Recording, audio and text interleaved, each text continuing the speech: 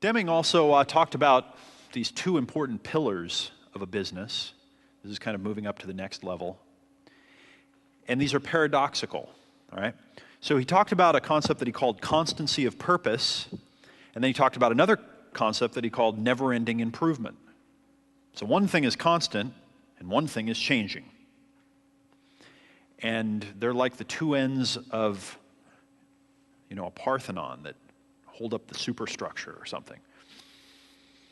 Constancy of purpose is figuring out those elements that are your core, the strategic elements, so to speak.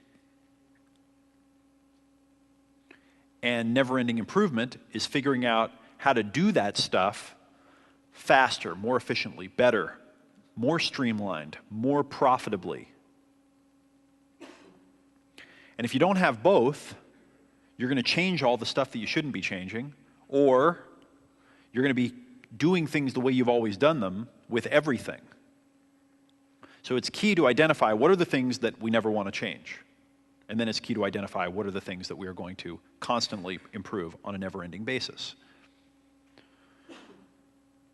Southwest Airlines, they're probably going to always stick with low-cost airfare. Right? Low cost, that's it. They've standardized their fleet of planes, their strategy is cemented. But they're probably always going to improve the experience that the customer has while they're getting that low-cost airfare. Does that make sense? You can have one part of the strategy that doesn't change, and yet you can have never-ending improvement. And you need to be clear on what both are. And if you don't know what they are, and you don't talk about them, guess what? Your stars are going to grab stuff and move it around. They're going to change things you didn't want changed. They're going to keep things the same you didn't want to keep the same. So you got to know what those are internally as a business.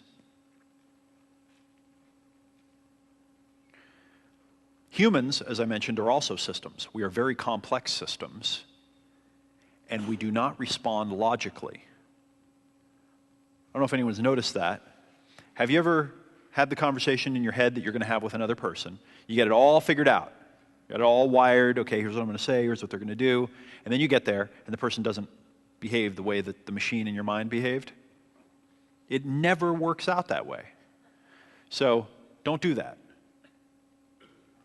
Stop planning how other people are going to respond to what you say logically. They're complex systems.